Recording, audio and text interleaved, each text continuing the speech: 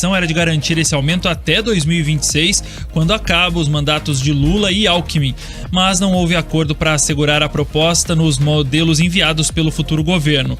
Além do novo valor por Bolsa Família, a proposta exige uma nova âncora fiscal, que deve ser detalhada pela nova equipe econômica até o ano que vem, e também define a desvinculação de receitas e outros gastos fora do teto. Com as alterações acordadas, a PEC passou com 64 votos favoráveis, 16 contra no primeiro turno. Já no segundo turno, a votação foi 64-13. Um dos parlamentares que entregou o voto contrário à PEC da transição foi o paranaense, senador Oriovisto Guimarães do Podemos. Ele chegou a sugerir uma emenda do texto que reduziria ainda mais o valor extra do novo teto para 100 bilhões. Na defesa de sua proposta, reforçou que a quantidade de pessoas vivendo em situação de miséria ao fim do próximo governo será o principal número a ser julgado pela população.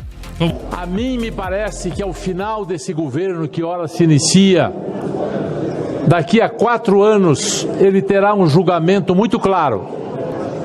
Se hoje temos 20 milhões de pessoas que dependem do Auxílio Brasil ou do Bolsa Família, daqui a 4 anos teremos quantas pessoas que continuarão a depender deste mesmo auxílio? Se a resposta for o mesmo número que hoje, então esse governo terá sido inútil, inoperante. Se a resposta for não são mais 20 milhões, agora são 30 milhões, significa que foi um péssimo governo que matou, que extirpou 10 milhões de empregos e jogou mais 10 milhões de pessoas, brasileiros, na condição de miséria. Se o veredito for, tínhamos 20 milhões e agora só temos 10, esse foi um excepcional governo, muito bom governo. Olha, Oriovisto Guimarães também criticou o excesso de dinheiro entregue à próxima gestão e afirmou ainda que a responsabilidade social precisa andar lado a lado com a responsabilidade fiscal. Fora da responsabilidade fiscal, não há responsabilidade social. Não há incompatibilidade entre as duas responsabilidades. Só é possível uma responsabilidade se a outra também existir. É por isso que eu apresento essa emenda. É claro que para entender que R$600 para quem está com fome, mais 150 para as crianças, basta o coração. Mas para fazer desse país um país que tenha crescimento do PIB na base de 5% ao ano, um país que gere empregos, um país que tire pessoas da miséria, isso só é possível com responsabilidade fiscal. E é por isso que eu coloco essa emenda. Já o senador Flávio Arnes, também do Podemos, votou a favor da PEC com o valor proposto pelo relator, porque ele acredita ser necessário atender a população mais pobre e com urgência. Arnes conversou também com o RN Opinião e agora a gente ouve o que ele disse. Votamos a favor da PEC da transição porque somos a favor do programa de transferência de renda para as famílias vulneráveis de R$600, também o valor de R$150 por criança com menos de 6 anos de idade, o ganho real do salário mínimo, também para valorizar e melhorar o programa de alimentação escolar, PENAE, ter de novo a farmácia popular acessível para o povo, recompor, inclusive, o orçamento do Ministério da Saúde, defasado em tantos programas, em quase 20 bilhões de reais, e inclusive a favor de que o presidente Bolsonaro possa organizar as contas em cerca de 20 bilhões de reais no corrente ano. Além disso, fazendo-se abertura para que institutos de pesquisa, universidades possam também captar recursos, que possa haver empréstimos internacionais, por exemplo, para obras de infraestrutura e que isso não entre no teto de gastos, assim como outras alternativas que possam viabilizar melhor, né, o desenvolvimento econômico e social e principalmente em termos de 8 meses termos o arcabouço fiscal enviado ao Congresso Nacional para que se construa uma solução definitiva para o Brasil. Olha, a PEC da transição passa a ser discutida na Câmara de Vereadores, na Câmara dos Deputados já na semana que vem. Para acelerar a aprovação, a proposta vai tramitar em conjunto com uma outra medida que permite recursos diretamente arrecadados pelas universidades sejam utilizados na íntegra pelas instituições. O objetivo da tramitação em conjunto é garantir que o novo governo já inicie com o valor extra disponível em caixa. Com essa decisão de anexar as duas medidas, não haverá discussão na Comissão de Constituição e Justiça, somente em uma comissão especial e, na sequência, a votação no plenário da Casa. Vamos passar essa bola pro Juliano Pedroso. Pedroso, a gente não encontra muitos obstáculos, pelo jeito, no Congresso para que passe a PEC do estouro, né? Como tem muita gente chamando, a PEC da transição. E como você avalia a votação dos nossos nobres senadores paranaenses?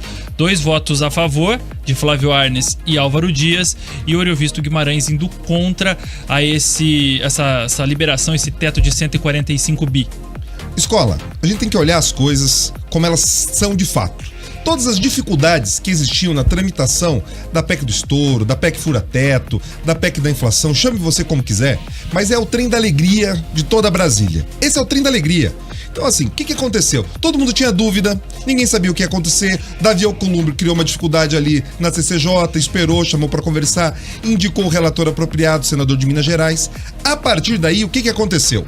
Foi o Lula para Brasília, sentou com as pessoas, conversou e utilizou uma série de argumentos para sensibilizar aqueles que tinham qualquer posição contrária. Veja, nós acompanhamos aqui, apenas 13 senadores se manifestaram contra esse valor. Poucos senadores apresentaram qualquer tipo de medida com uma ideia de um substitutivo, como fez o Oriovisto. E por que isso aconteceu? Porque na prática, todo mundo, de uma forma ou de outra, foi contemplado. Quando a gente olha o valor necessário para recompor Bolsa Família, recompor Farmácia Popular, recompor os programas sociais, todos esses programas ficariam no máximo ali em 70 bi. O que seria possível você alcançar em alguns números, escola, se você reduzisse algumas despesas, se você talvez não tivesse o ímpeto em criar alguns ministérios, se você conseguisse reduzir dinheiro do repasse do fundo partidário, reduzisse dinheiro, principalmente do RP9 ou orçamento secreto, reduzisse as emendas parlamentares, as emendas de bancada, mas não. Ninguém quer cortar despesa nenhuma, todo mundo quer entrar na gastança. Daí sabe o que eles fazem? Eles ligam o modo hipocrisia. Eles colocam lá e falam o seguinte: não, nós estamos fazendo estamos aprovando aqui essa medida para ajudar os mais pobres. Nossa, são as criancinhas. Eles é que estão com problema, eles é que não têm merenda. Mas na prática, esse dinheiro todo foi o seguinte: 70 bi para recompor o programa social, o resto foi totalmente acerto. Totalmente acerto. É o trem da alegria. Vai ter recomposição da questão do orçamento secreto para pagar já esse ano. Essa foi uma das negociações. Então vai acertar a vida do Davi Alcolumbre, vai acertar do Rodrigo Pacheco. 19 bi, né? 19 bi. Opa, mas isso daqui é o que é previsto para o orçamento do ano que vem. Eles recompuseram, escola, dinheiro para esse ano. Para esse ano vai ter dinheiro, vai ter Pix sendo entregue agora. Já. Então acertaram a vida de todo mundo, inclusive do Arthur Lira. E eles colocam na conta de quem? Não, eles colocam nas contas dos pobrezinhos. Porque na verdade essa é uma PEC do bom coração. Eles querem convencer. Mas na prática é hipocrisia. Tá? E a hipocrisia, tanto porque eles não assumem o motivo pelo qual eles estão votando, e a hipocrisia porque eles não assumem que quando você cria um problema fiscal desse tamanho, porque eles estão ampliando a base monetária. Quando você cria uma dívida desse tamanho, você amplia a base monetária e você sabe o que você está plantando isso, sabe o que você vai colher? Você vai colher inflação e juro. E na prática isso corrói de verdade a renda dos mais pobres. Você vai ter uma nota de R$100 e R$50 hoje, que daqui a alguns meses, 6 meses no máximo, ela vai estar valendo muito menos do que vale hoje. Pelo menos a estimativa que, se tudo isso acontecer, a gente vai ter uma inflação possivelmente batendo a casa dos 10%, algumas pessoas projetam em 16%. Então assim, você recompõe uma coisa, você dá com uma mão e tira com outra. Escola, é isso que eles escondem. Mas na prática, esses bilhões todos estão deixando o Brasil inteiro em festa, porque ali todo mundo acaba ganhando e a gente paga a conta. E vai ser sempre assim, né? Porque ninguém pensa, nem os governos federais, nem os governos estaduais e principalmente os municipais, em reduzir o caixa.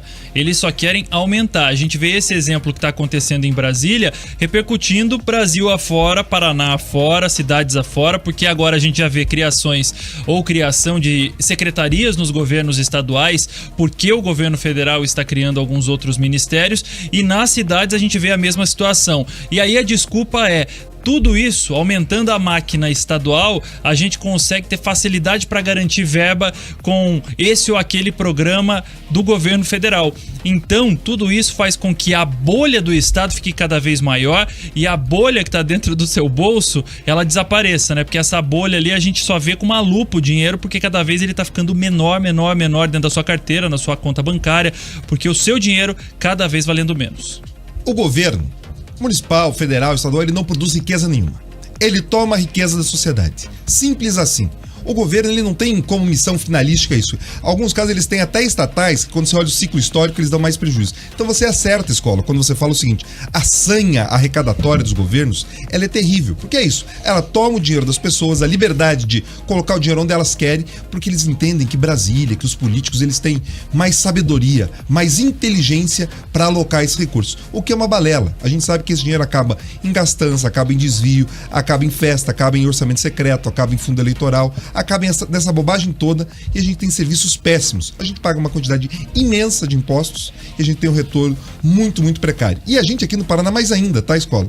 Eu tenho falado no Jornal da Manhã o seguinte: nós aqui do Paraná geramos em impostos para o Brasil 60 bilhões. Recebemos como retorno 20 bilhões. Ou seja, a gente tem um saldo positivo que é distribuído para outros estados de 40 bilhões. Se você tivesse uma justiça tributária maior em relação às questões do estado do Paraná, Curitiba, Londrina, Maringá, nós teríamos muito mais investimentos, possibilidades e muito menos impostos. Então, assim, é isso. A gente paga a conta, a gente vê o trem da alegria passando, paga a conta, mas ninguém embarca nesse trem. Só ajuda a custear.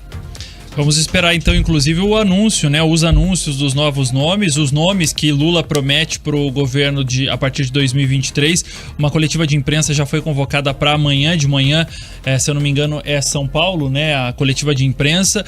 E nessa coletiva ele diz que vai revelar nomes dos próximos ministérios, e é o que a gente aguarda, e também decisões importantes, como por exemplo a âncora fiscal, que ninguém fala sobre esse assunto, né? Fala em gastar, mas não fala